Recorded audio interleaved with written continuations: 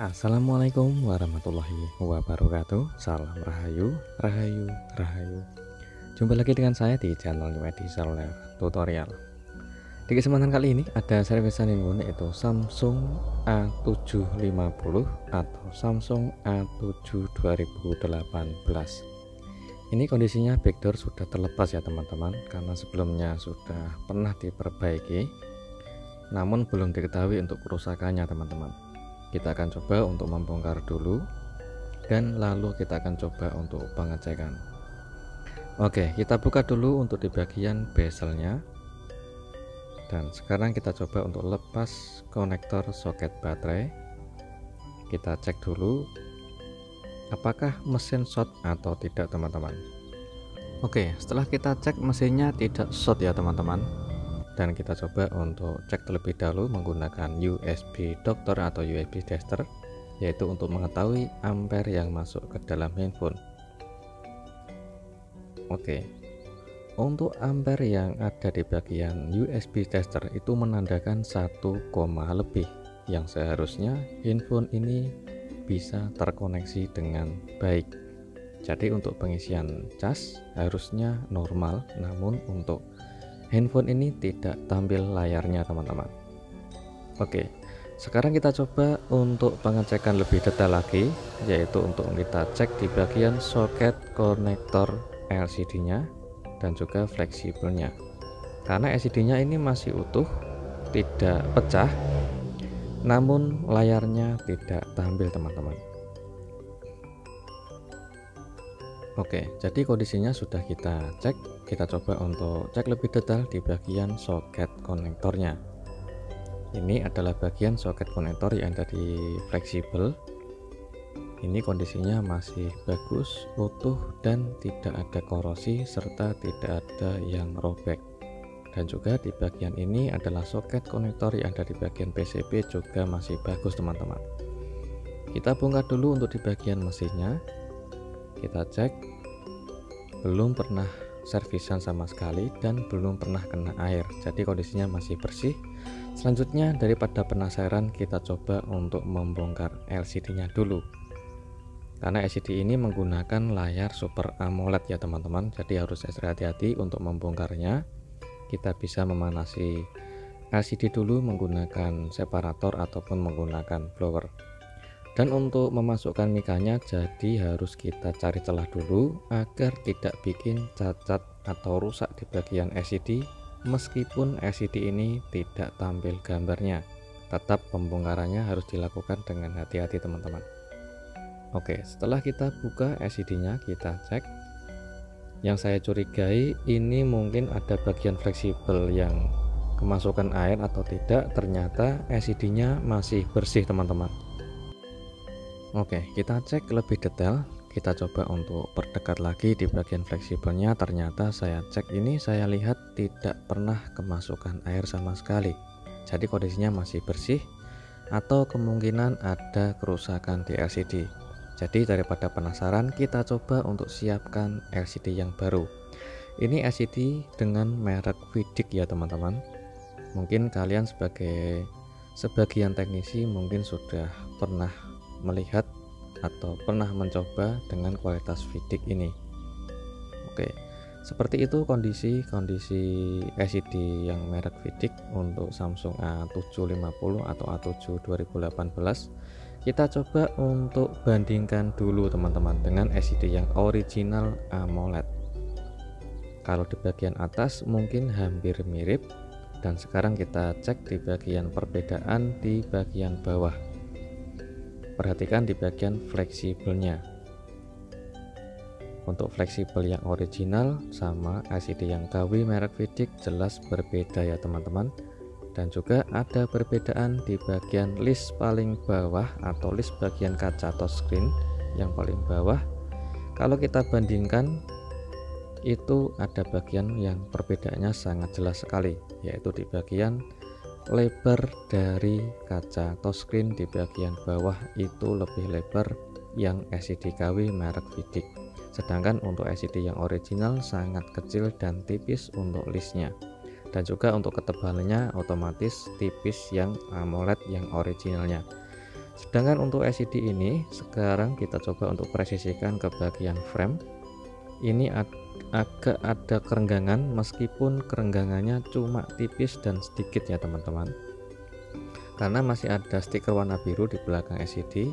Jadi nanti kita coba untuk coba lepas plastik fleksibel plastik dari belakang LCD-nya, apakah bisa presisi atau tidak sebelum kita pemasangan. Oke, LCD-nya kita coba untuk nyalakan dulu. Ternyata handphonenya bisa menyala menggunakan LCD yang baru teman-teman. Jadi positif kerusakannya ada di bagian LCD, karena LCD yang AMOLED, khususnya LCD yang Super AMOLED, apabila layar LCD-nya itu tidak tampil, besar kemungkinan ada beberapa faktor kerusakan. Mungkin di bagian kristal LCD paling bawah itu ada keretakan, ataupun bisa ada korosi di bagian fleksibelnya, dan juga mungkin ada bagian kaca LCD yang retak dalam, itu bisa menyebabkan LCD Super AMOLED tidak tampil teman-teman. Oke, sebelum kita proses penggantian LCD, kita bersihkan dulu dari sisa-sisa lem yang terdapat di bagian frame. Dan sedangkan di bagian modul lensa kamera depan itu kita lindungi dulu agar tidak kemasukan debu dan tidak kotor. Sedangkan di bagian lem stiker di bagian tengah frame sengaja saya lepas karena kita akan menggunakan LCD yang KW, yaitu merek Vidic, dan ada ketebalan LCD, juga ada bagian yang cukup lebar di bagian bawah itu dekat fleksibel, atau di bagian list LCD-nya cukup lebar ya teman-teman. Dan di bagian ini kita lindungi atau kita lapisi, yaitu untuk memperkuat fleksibel LCD-nya. Oke, di bagian belakang dan juga di bagian depan, jadi kita lapisi menggunakan solasi teman-teman. Untuk pemasangan solasi atau melindungi menggunakan solasi harus extra hati-hati. Dan di bagian stiker plastik warna biru di belakang LCD harus kita lepas dulu.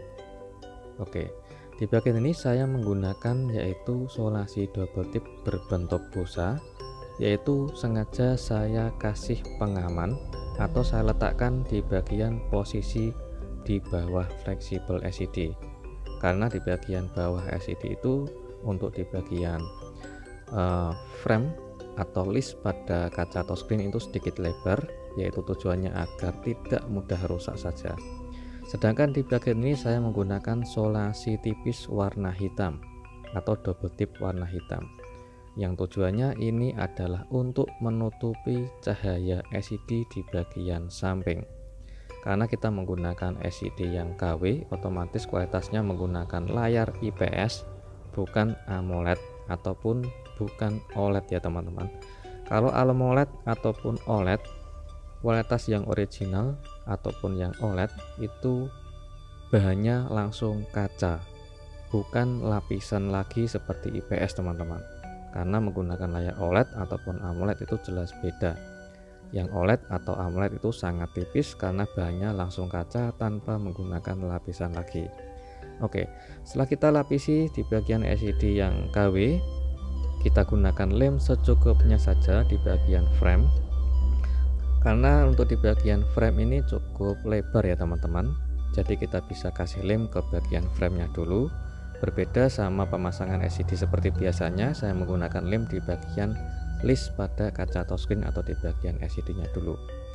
Setelah kita menggunakan lem di bagian frame, kita juga bisa menggunakan lem di bagian LCD, karena tujuannya agar bisa lebih terpasang presisi dan juga rapat, yaitu untuk menghindari kerenggangan LCD antara frame dan juga kaca touchscreen ataupun di bagian samping LCD, yang tujuannya agar cahayanya tidak bocor teman-teman.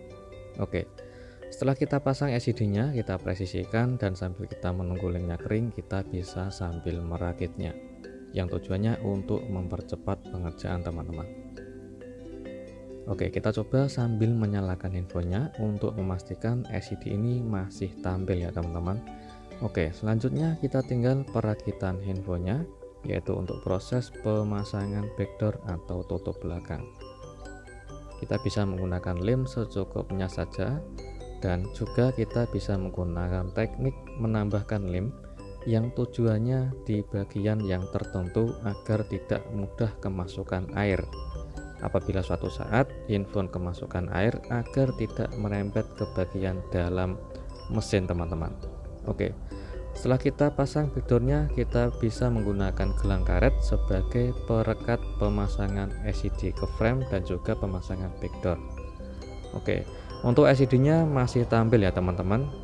Jadi kita selesai pemasangan, kita pastikan segala fungsi LCD-nya, dan apabila LCD sudah masih tampil, sambil menunggu lemnya kering, dan kita coba untuk pengetesan terakhir.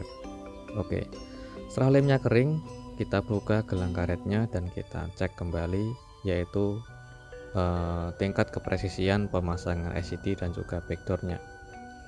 Alhamdulillah sudah kering lemnya, dan kita cek, alhamdulillah terpasang presisi meskipun tidak presisi 100%.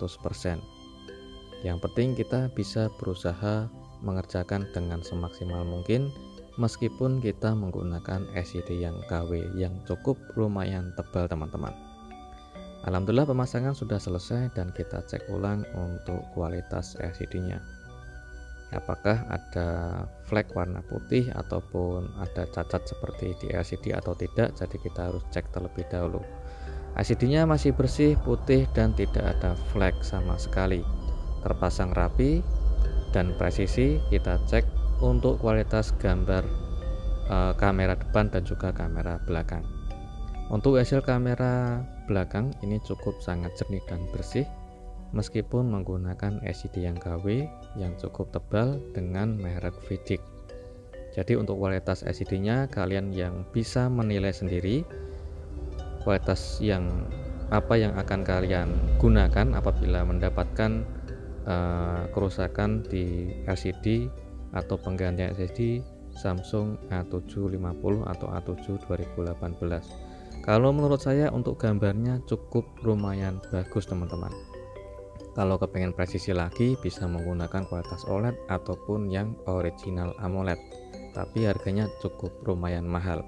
Oke, gitu aja untuk tutorial kali ini, semoga selalu bermanfaat dan jumpa lagi di tutorial berikutnya.